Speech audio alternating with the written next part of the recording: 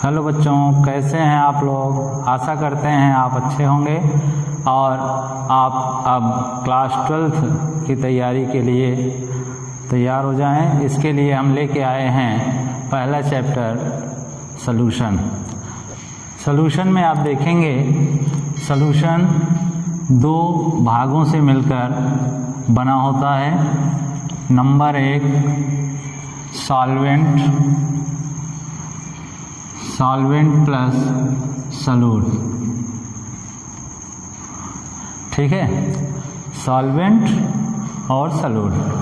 Solvent कहते हैं large amount को, जो विलयन में अधिक मात्रा में होता है उसे सॉल्वेंट कहते हैं, और सॉल्यूट होता है स्मॉल अमाउंट।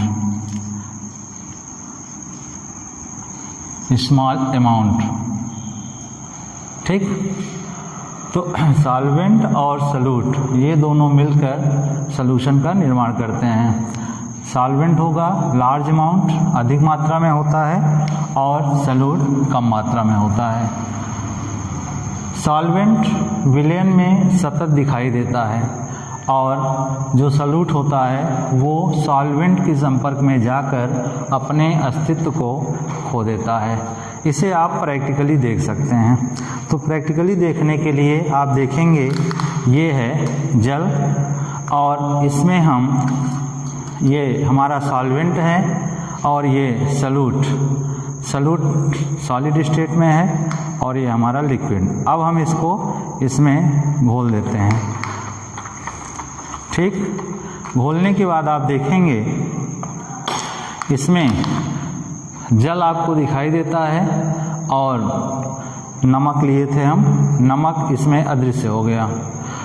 तो स्मॉल अमाउंट में आपका नमक है NaCl सॉलिड के रूप में, और सॉल्वेंट के रूप में हम वाटर लेते हैं H2O। अब ये जो बना है इसे कहते हैं नमक का घोल या सॉल्यूशन। हाँ बेटा, हमारा अगला टॉपिक है टाइप्स ऑफ सॉल्यूशंस, विलयनों के प्रकार। विलयनों को हम देखेंगे, उसमें उपस्थित विलायक और विलेय की भौतिक अवस्था के आधार पर विलयन कुल 9 प्रकार के होते हैं। ठीक है, तो ये सॉल्वेंट है,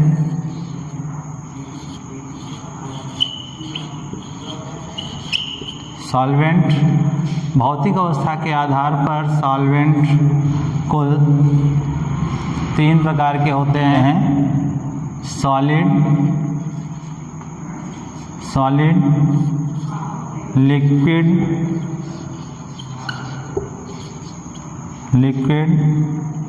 एंड गैस। ठीक, तो हमारा सॉल्वेंट होगा सॉलिड, लिक्विड और गैस। अब इसमें हम मिलाते हैं सॉल्यूट।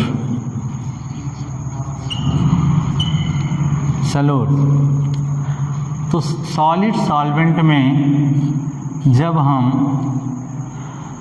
मिलाते हैं सॉल्यूट, सॉल्वेंट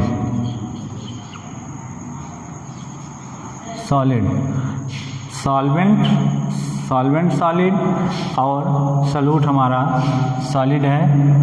ठीक है, जब ये दोनों सॉलिड मिलते हैं तो वहाँ पर सॉलिड सॉल्यूशन का निर्माण होता है। तो इस सॉल्यूशन को हम क्या कहेंगे? Solid solution.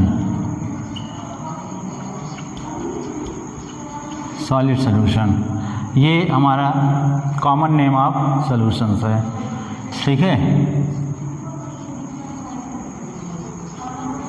Common name of solution. ठीक है, तो जब सॉल्वेंट सॉलिड और सॉल्यूट सॉलिड, तो दोनों सॉलिड मिलके क्या बनाते हैं? Solid solution.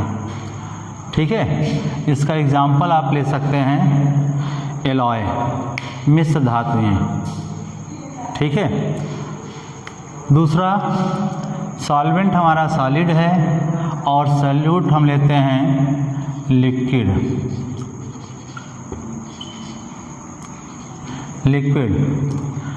सॉल्वेंट सॉलिड और सॉल्यूट लिक्विड, ठीक है। तो इस विलयन को हम कहेंगे सॉलिड सॉल्यूशन।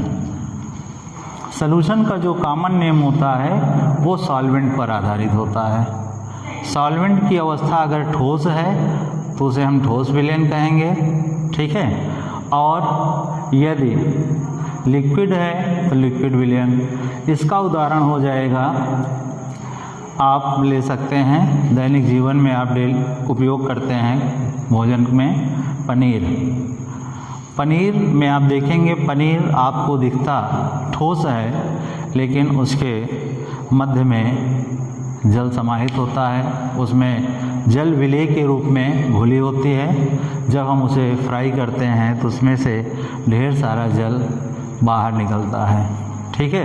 तो इसका उदाहरण आप ले सकते हैं सॉलिड सॉल्यूशन में पनीर, ठीक। इसका भी कॉमन नेम सॉलिड सॉल्यूशन ठोस विलयन ये भी कहलाएगा, जिसमें सॉल्वेंट सॉलिड और सॉल्यूट जो है वो लिक्विड होगा। तो एग्जांपल आप दे सकते हैं पनीर, ठीक। अगला है गैस। कहते हैं गैस, सॉल्यूट गैस होगा जो कम मात्रा में होगा और सॉलिड में जाकर अदृश्य हो जाता है, अर्थात दिखता है ठोस और उसमें विद्यमान होती है गैस, ठीक है। इसका उदाहरण आप ले सकते हैं फोम सोख्ता। आप देखते हैं फोम ठोस के रूप में आपको दिखाई देगा, लेकिन जब आप उस पर बैठते हैं तो पिचक जाता है, ठीक है। अर्थात उसमें से गैस बाहर निकल जाती है और वो बैठ जाता है। फिर जब आप उठते हैं तो गैस अंदर जाएगी और वो फूल आता है, ठीक है। एक उदाहरण आप ये ले सकते हैं। दूसरा एक उदाहरण ले सकते हैं पैलेडियम, जो एक धातु है ठोस के रूप में होता है और इस पैलेडियम की सतह पर हाइड्रोजन गैस अधिशोषित होता है।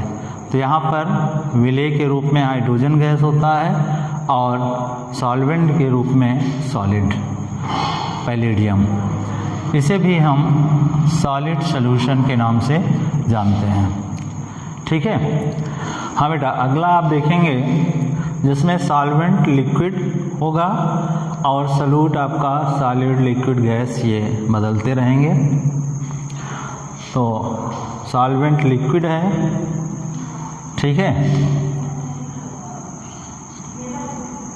लिक्विड, और सॉल्यूट जो है वो सॉलिड। तो कोई ऐसा विलयन आप देखेंगे जिसमें दिखता द्रव है लिक्विड, लेकिन उसमें विद्यमान होता है सॉलिड ठोस के रूप में। जैसे नमक का घोल आपने देखा था, नमक के घोल में सॉल्वेंट आपका क्या था, जल लिक्विड, और उसमें घोला गया था NaCl ठोस। या चीनी का घोल आप ले सकते हैं, चीनी का घोल जिसमें सॉल्वेंट लिक्विड होता है और चीनी ठोस होती है जो लिक्विड में जाकर अदृश्य हो जाती है, ठीक है। तो ये इसे हम कहेंगे लिक्विड सॉल्यूशन, लिक्विड सॉल्यूशन, ठीक। लिक्विड सॉल्यूशन, इसका एग्जांपल चीनी का घोल, नमक का घोल, ये सब आप दे सकते हैं, ठीक है। इसका प्रयोग भी आप करते होंगे, जैसे आप शिकंजी बनाते हैं, जल लेते हैं, जल उसमें आप नमक डाल दिए, चीनी डाल दिए और नींबू का रस डाल देते हैं, तो ये मिल के एक विलयन बन जाता है, ठीक है। या आप जल लिए और उसमें चीनी घोल के शरबत बनाते हैं, तो शरबत भी इसका उदाहरण होगा।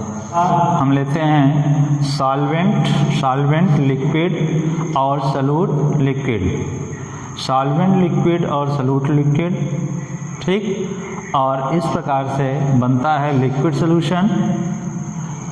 इसका एग्जाम्पल आप दे सकते हैं एल्कोहल और जल का मिश्रण या एल्कोहल का जलीय विलयन, ठीक है, जिसमें जल में हम एल्कोहल मिलाते हैं और वो एक समांगी मिश्रण बन जाता है जिसमें एल्कोहल अदृश्य हो जाता है और दिखता है जल, ठीक है। तो ये इसका उदाहरण होगा। अगला है liquid gas. Gas solvent liquid और उसमें घुली होती है गैस, अर्थात आपको दिखाई देगा द्रव और उसमें विद्यमान होता है गैस, ठीक है। जैसे आजकल आप लोगों का बहुत ही पसंदीदा लिक्विड है कोल्ड ड्रिंक। कोल्ड ड्रिंक्स चाहे जो हों, थम्स अप है, पेप्सी है, ड्यू है, स्प्राइट, इसमें आप देखते हैं आपको दिखता द्रव है लेकिन इसमें उच्च दाब पर कार्बन डाइऑक्साइड गैस को घोली जाती है। कार्बन डाइऑक्साइड गैस घोली होती है, ठीक है, जिससे कि जब आप उसको हिलाते हैं तो झाग के रूप में कार्बन डाइऑक्साइड गैस बाहर निकलती है, ठीक। या सोडा वाटर इसका उदाहरण आप दे सकते हैं, ये भी लिक्विड सॉल्यूशन के अंतर्गत आएगा, ठीक है।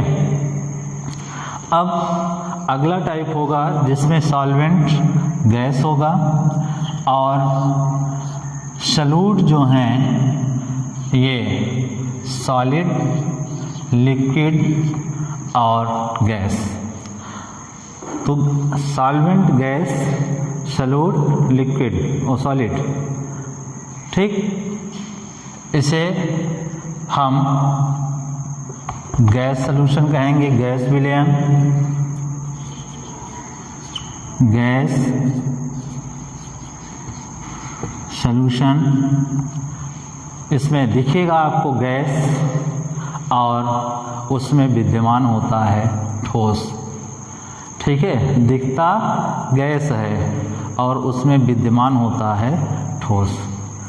इसका एग्जाम्पल आप ले सकते हैं, जैसे आप कपूर को जलाते हैं, कपूर ठोस है लेकिन कपूर को जब आप जलाते हैं तो कपूर जल कर जाकर वायु में मिश्रित हो जाती है, तो वायु में कपूर का मिश्रण, इसका उदाहरण आप दे सकते हैं। या इसका एग्जाम्पल आप दे सकते हैं धुआं, ठीक है। धुएं में आप देखेंगे आपको दिखता है गैस, जैसे भट्ठों में, चिमनियों में आप देखते हैं गैस निकल रही है, धुआं निकल रहा है गैस के रूप में, लेकिन उस गैस में विद्यमान होता है ठोस के रूप में कार्बन के कण, ठीक है। कार्बन के कण विद्यमान होते हैं जो विलेय के रूप में होते हैं, अदृश्य होते हैं और हमें दिखाई नहीं देते हैं। तो ये है कार्बन का धुआं में या वायु में मिश्रण, ठीक है। अब अगला सॉल्वेंट हम लेते हैं गैस, सॉल्वेंट गैस और सॉल्यूट लेते हैं क्या, सॉल्यूट लेते हैं लिक्विड। लिक्विड गैस सॉल्यूशन कहलाएगा, common name gas, gas C विलयन, ठीक है। अब इसमें दिखेगा आपको गैस, गैस विलयन का मतलब दिखता आपको गैस है लेकिन उसमें क्या विद्यमान है, लिक्विड, लिक्विड द्रव, ठीक है। इसका उदाहरण आप ले सकते हैं, इसका एग्जाम्पल क्या होगा, कोहरा, वायु का जलवाष्प का वायु में मिश्रण या आर्द्रता युक्त वायु। अब आर्द्रता युक्त अगर वायु कहा गया इसका मतलब ये है कि वायु है और उसमें जलवाष्प विद्यमान है। जलवाष्प किस रूप में है, अदृश्य के रूप में, विलेय के रूप में, सॉल्यूट के रूप में, ठीक है। तो इसका एग्जाम्पल आप दे देंगे आर्द्रता युक्त वायु, ठीक है, या जलवाष्प युक्त गैस, जैसे कोहरा। ठंडियों के महीनों में आप देखते होंगे घना कोहरा छाया रहता है, लगता है गैसों का एक आवरण छाया हुआ है, लेकिन जब हम उसमें जाते हैं तो हमारे जो कपड़े हैं सब भीग जाते हैं। अगला है last, solvent gas, solute gas, दोनों gas gas gas gas. Solution होगा गैस सॉल्यूशन, गैसी विलयन, ठीक है। गैस विलयन, इसमें आप देखेंगे कई गैसें मिली होती हैं, मिश्रित होती हैं और मिश्रित होकर एक समांगी मिश्रण बनाती हैं। अब जैसे इस समय हम इस कमरे में देखें तो हमें लगता है कि केवल ऑक्सीजन विद्यमान है, एहसास होता है, लेकिन जबकि वायु में बहुत सारी गैसें विद्यमान होती हैं। बहुत सारी गैसों का मिश्रण है हमारा वायु, जिसमें 78% नाइट्रोजन, ठीक है, और 21% ऑक्सीजन और 1% में आपका कार्बन डाइऑक्साइड, इनर्ट गैसेस और अन्य गैसें विद्यमान होते हैं। तो वायु भी हमारा एक मिश्रण है जिसमें सॉल्वेंट और सॉल्यूट दोनों गैस होते हैं, ठीक है। तो इस प्रकार अवस्था, भौतिक अवस्था के आधार पर विलयन कुल 9 प्रकार के होते हैं, ठीक है। सॉल्वेंट और सॉल्यूट की भौतिक अवस्था के आधार पर, अब सॉल्वेंट यहाँ सॉलिड ठोस है और सॉल्यूट में सॉलिड लिक्विड गैस। तो इस प्रकार से 3 प्रकार के विलयन बने, सॉलिड का सॉलिड में विलयन, लिक्विड का सॉलिड में विलयन, गैस का सॉलिड में विलयन, ठीक है। 3 हो गए। इसके बाद फिर सॉल्वेंट हमारा लिक्विड है, लिक्विड में सॉलिड का विलयन, सॉलिड का लिक्विड में विलयन। दिखता लिक्विड है लेकिन उसमें विद्यमान होता है, अदृश्य होता है, घुला होता है सॉलिड, जैसे नमक का जलीय विलयन, चीनी का जलीय विलयन। तो ये इसके उदाहरण होंगे। लिक्विड का लिक्विड में विलयन, इसमें दोनों लिक्विड अवस्था में होते हैं, द्रव अवस्था में होते हैं, ठीक है। जैसे एल्कोहल और जल का मिश्रण, जब हम जल में एल्कोहल मिलाते हैं तो वो उसमें जाकर घुल जाता है, एल्कोहल अदृश्य हो जाता है, लेकिन दोनों द्रव ही होते हैं, तो द्रव का द्रव में विलयन। इसके बाद गैस का द्रव में विलयन, दिखता है द्रव और उसमें घुला होता है, घुली होती है गैस, ठीक है। तो इस प्रकार से ये छठा विलयन बना। इसका एग्जाम्पल आपको बताया गया, सोडा वाटर है, कोल्ड ड्रिंक्स हैं। कोल्ड ड्रिंक्स में आपको दिखता लिक्विड है, द्रव, और उसमें विद्यमान होती है कार्बन डाइऑक्साइड गैस, घुली होती है, जो अधिक दाब पर उसको घोला जाता है। इसके बाद सॉल्वेंट के रूप में गैस है। अब सॉल्वेंट गैस, सॉल्यूट सॉलिड, 7वां नंबर हो गया।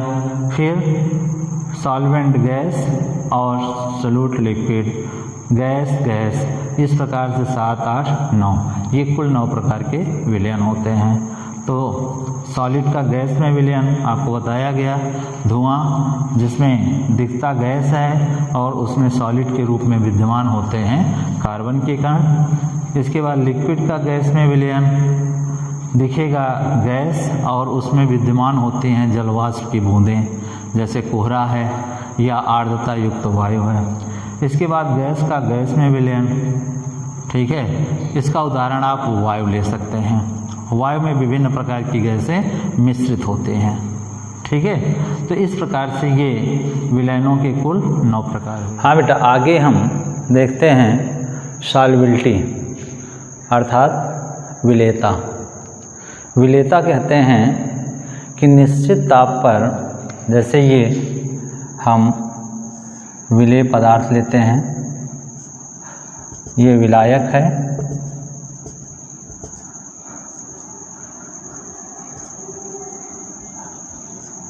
विलायक 3 डिग्री सेंटीग्रेड ताप पर या निश्चित ताप पर T डिग्री सेंटीग्रेड आप ले सकते हैं टेम्परेचर, और इसमें आप विलेय पदार्थ मिलाते हैं, विलेय।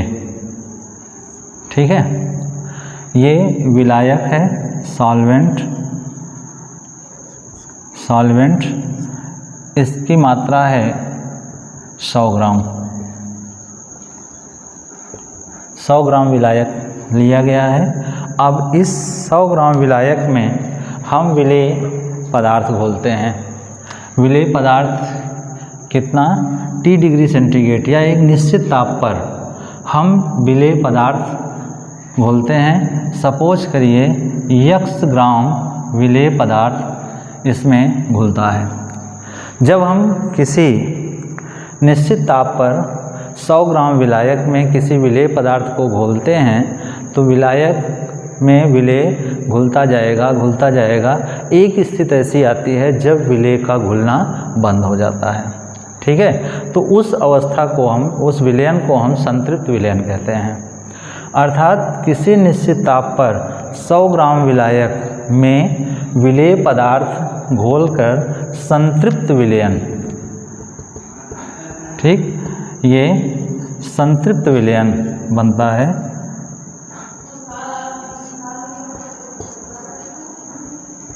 संतृप्त विलयन या इसको कहते हैं सैचुरेटेड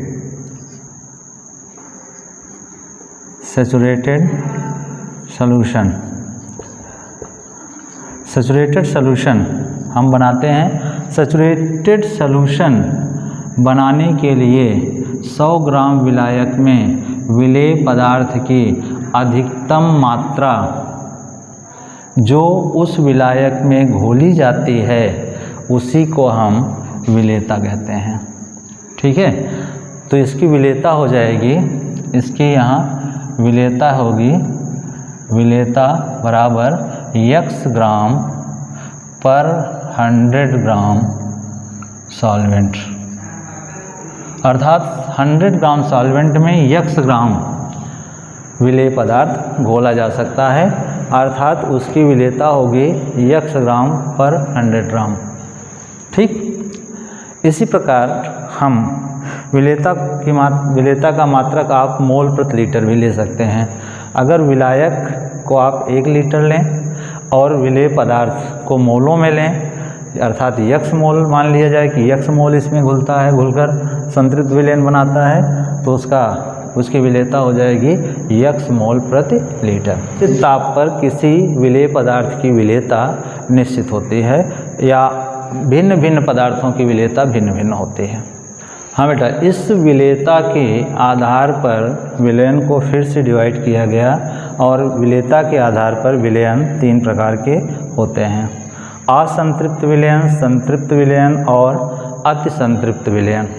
ठीक है, असंतृप्त विलयन कहते हैं जिसमें विलेय पदार्थ, कौन, विलेय पदार्थ विलेयता से कम, विलेय पदार्थ विलेयता से कम उपस्थित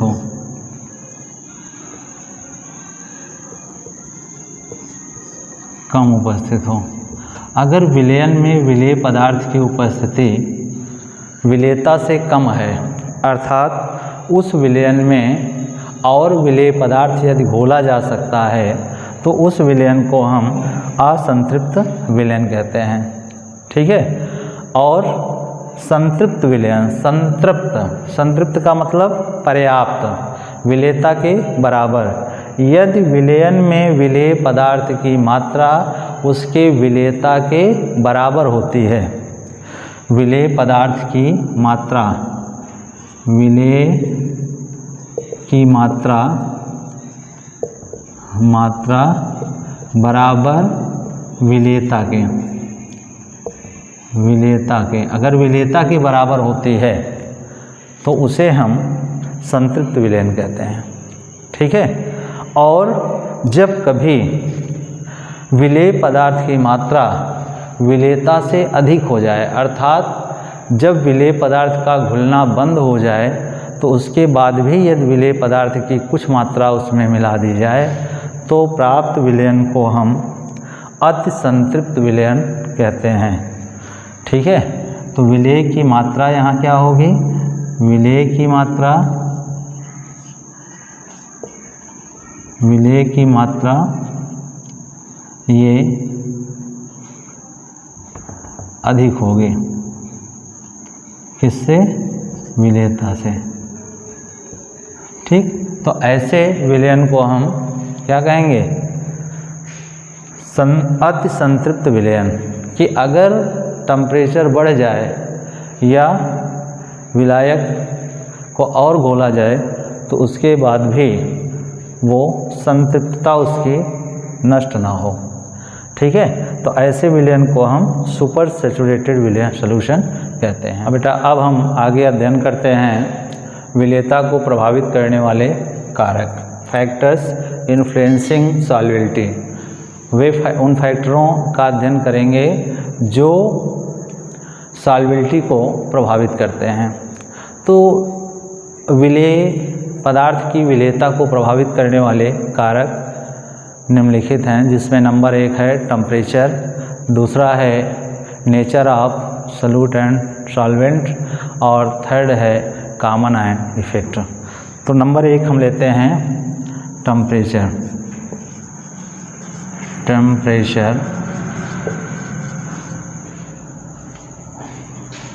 टेम्परेचर या ताप। ठीक है, टेम्परेचर में आप देखेंगे टेम्परेचर कैसे विलेयता को प्रभावित करता है। ये डिपेंड करता है सॉल्यूट पदार्थ के नेचर पर। कुछ ऐसे ठोस पदार्थ होते हैं जो जल में घुलने पर ऊष्मा का अवशोषण करते हैं और कुछ ऊष्मा उत्सर्जित करते हैं। तो जो घुलने पर या विलेय होने पर ऊष्मा का अवशोषण करता है, वहाँ पर solubility is directly proportional to temperature के। सॉल्युबिलिटी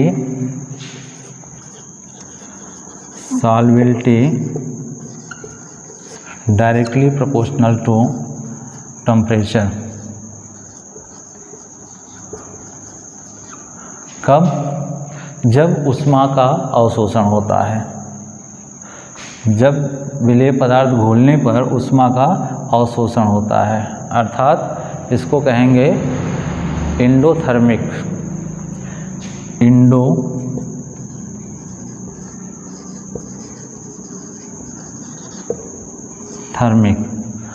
तो वहाँ पर क्या होगा, वहाँ पर टेम्परेचर बढ़ाने पर विलेय पदार्थ की विलेयता बढ़ती है, डायरेक्टली प्रोपोर्शनल होती है। अगर आप टेम्परेचर बढ़ाएंगे तो विलेयता बढ़ेगी, टेम्परेचर घटाएंगे विलेयता घटेगी। इधर इसका एग्जाम्पल आप लेंगे। एग्जाम्पल में जैसे पोटेशियम नाइट्रेट की विलेयता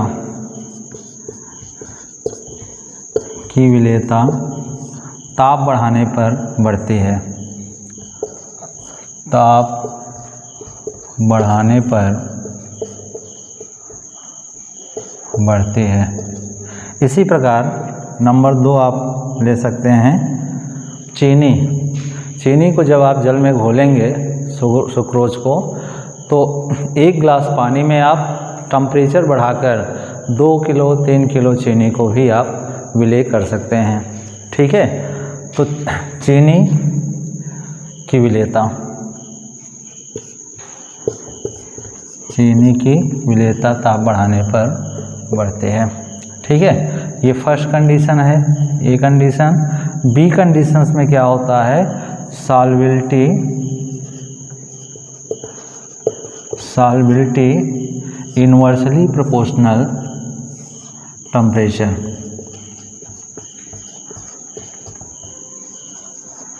टेम्परेचर कब? जब विलेय पदार्थ घोलने पर ऊष्मा उत्सर्जित होती है। जब किसी विलेय पदार्थ को घोलने पर ऊष्मा उत्सर्जित होती है या एक्सोथर्मिक होते हैं, एक्सोथर्मिक ऊष्मा छेपी।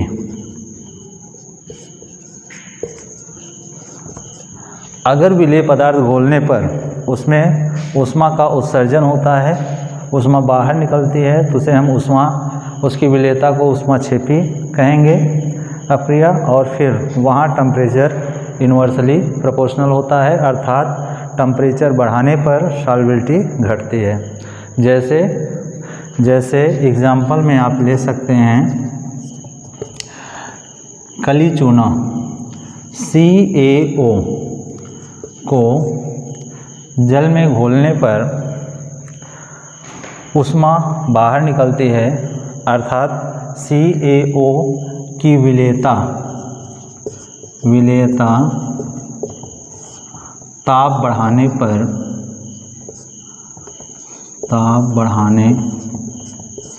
पर घटती है।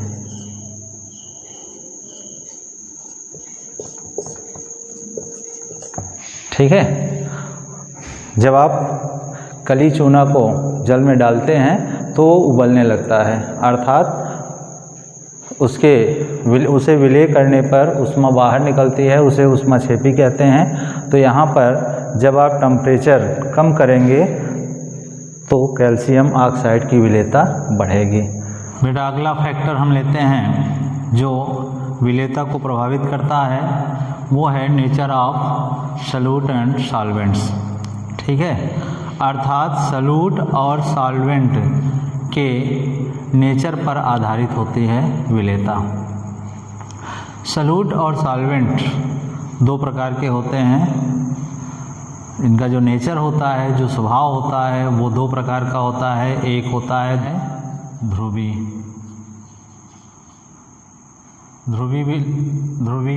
या पोलर कहते हैं इसको, पोलर। और दूसरा होता है आध्रुवी।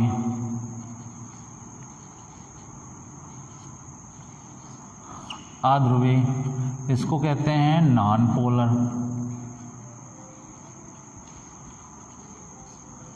पोलर।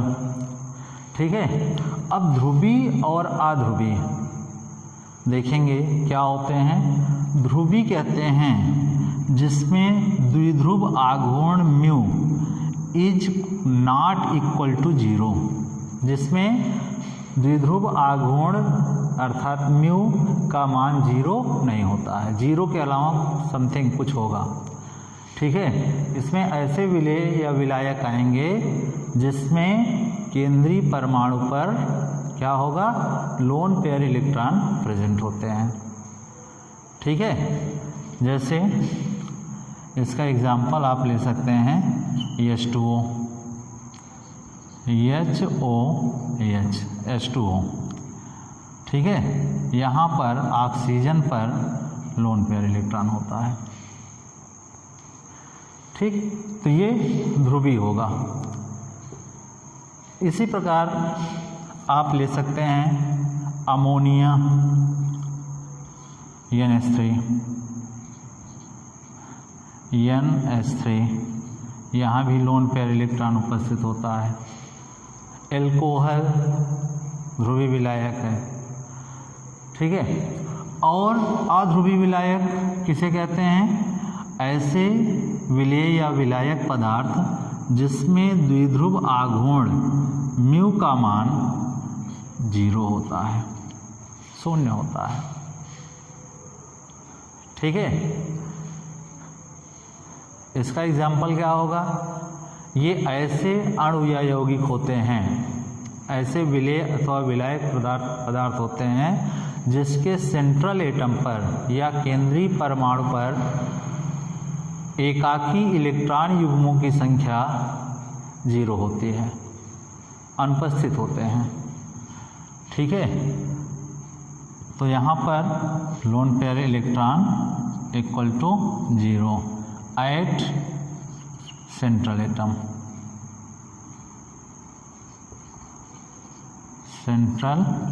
एटम। केंद्रीय परमाणु पर लोन पेयर इलेक्ट्रॉन कितना होता है, 0 होता है। ठीक है, तथा केंद्रीय परमाणु से एक समान प्रकार के परमाणु जुड़े हों। इसका एग्जाम्पल आप ले सकते हैं CH4। अब देखिए कार्बन है कार्बन के पास आप देखेंगे हमेशा सदैव जो है इसके पास लोन पेयर इलेक्ट्रॉन 0 होता है, lone pair electron equal to 0, ठीक है। तो यहाँ ये क्या होगा, अध्रुवीय विलेय या अणु होगा। तो ऐसे पदार्थ, ऐसे विलेय अथवा विलायक पदार्थ जिसमें म्यू का मान 0 होता है, अर्थात उसके केंद्रीय धातु परमाणु पर हमेशा लोन पेयर इलेक्ट्रॉन की संख्या 0 होगी तथा केंद्रीय धातु परमाणु से एक समान प्रकार के परमाणु जुड़े होते हैं। तो ऐसे विलेय अथवा विलायक क्या होंगे, अध्रुवीय होंगे, ठीक है। अब आप देखेंगे ऑर्डर ऑफ सॉल्वेबिलिटी। विलेयता के क्रम में आप देखेंगे विलेयता किस पर निर्भर करता है, विलेय और विलायक के अणुओं के मध्य होने वाले अट्रैक्शन फोर्स पर, ठीक है। जिसमें अट्रैक्शन फोर्स जितना अधिक होगा उसकी विलेयता उतनी ही अधिक होगी, ठीक है। तो आप देखेंगे जो पोलर होते हैं, पोलर और पोलर के मध्य चूँकि अट्रैक्शन फोर्स अधिक होता है इसलिए इसकी विलेयता सबसे अधिक होगी, ठीक है। इसके बाद फिर नॉन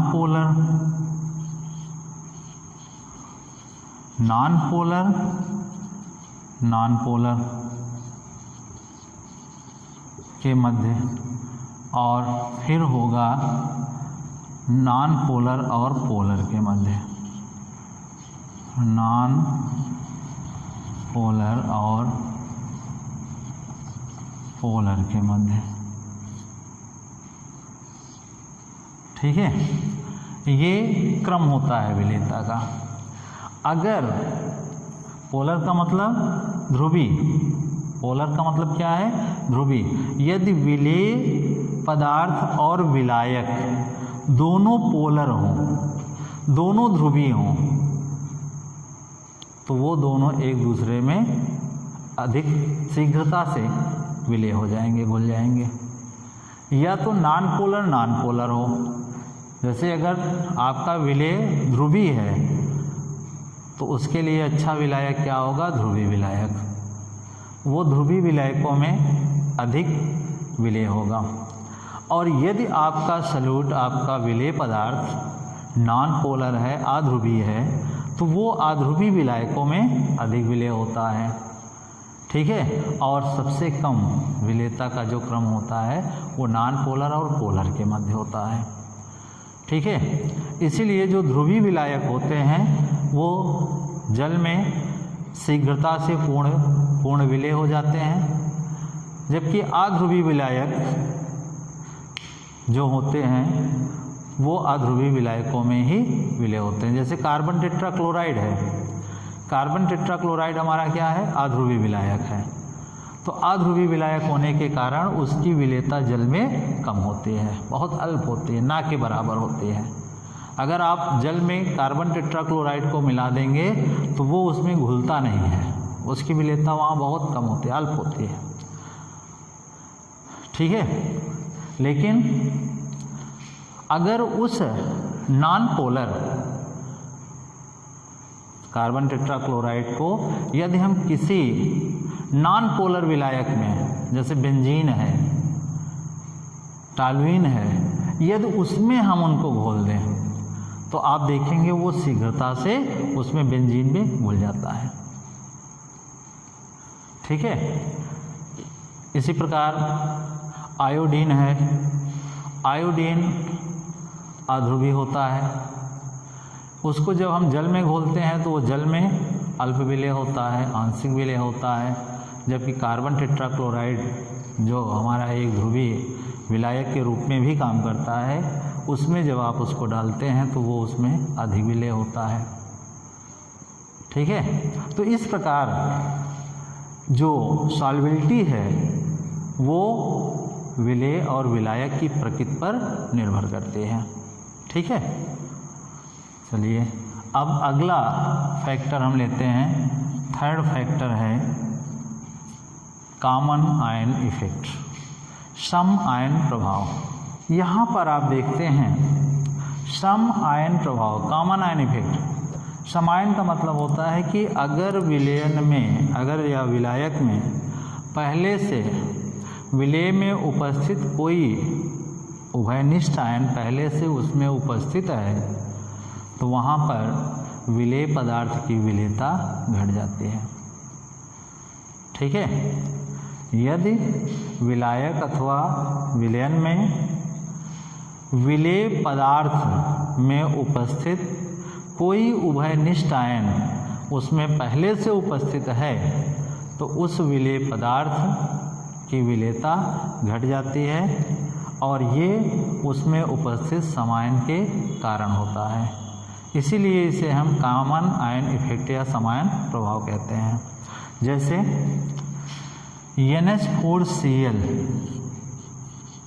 NH4Cl की उपस्थित में, NH4Cl है, जब इसको हम जल में घोलेंगे, इसका जलीय विलयन लेते हैं तो ये टूट जाता है NH4++ Cl- में। ठीक है, अब इस विलयन में हम घोलते हैं क्या, अमोनियम हाइड्रोक्साइड। क्या घोलते हैं, अमोनियम हाइड्रोक्साइड, NH4OH। NH4OH जो है ये दुर्बल विद्युत अपघट्य पदार्थ है, तो इसमें ये अल्फायनित होकर देता है NH4+ और +OH-। ठीक है, अब आप देखेंगे ये विद्युत अपघट्य पदार्थ बोला गया अमोनियम हाइड्रोक्साइड।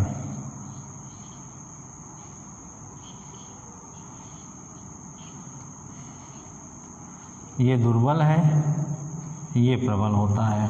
ठीक है, तो जब हम अमोनियम हाइड्रोक्साइड को इस विलयन में घोलते हैं, इसमें घोलते हैं, तो आप देखेंगे इसमें ऑलरेडी पहले से ही अमोनियम आयन विद्यमान है जो सलूट में उपस्थित है। ये दोनों आयन समान हैं, इनको हम कहते हैं कॉमन आयन या उभयनिष्ठ आयन। ठीक है, अब इस अमोनियम आयन की उपस्थिति में क्या होता है, विलयन में NH4+ आयन की सांद्रता बढ़ जाती है। ऐसी स्थिति में इसका NH4+ और ये दुर्बल विद्युत अपघट्य पदार्थ या विलेय पदार्थ के आयनन से उपस्थित हाइड्रोक्साइड आयन, ये दोनों आपस में क्रिया कर लेते हैं और क्रिया करके क्या बनाते हैं, NH4+ और +OH-। ये क्रिया करके अल्प आयनित NH4OH का निर्माण करते हैं। ठीक है, अल्प आयनित।